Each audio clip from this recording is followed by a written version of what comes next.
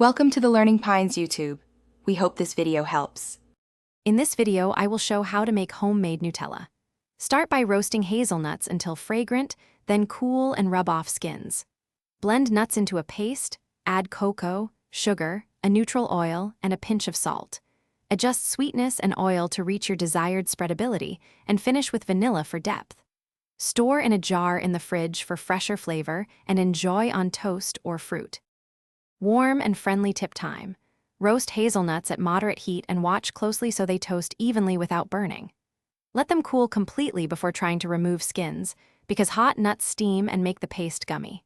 Pulse in short bursts, scrape sides, and keep blending until smooth and spreadable. If texture is too thick, add tablespoonfuls of neutral oil and taste as you go for balanced sweetness and chocolatey richness. For a delectable and customizable spread, tweak sugar and cocoa to match your sweetness preference and add vanilla for warmth.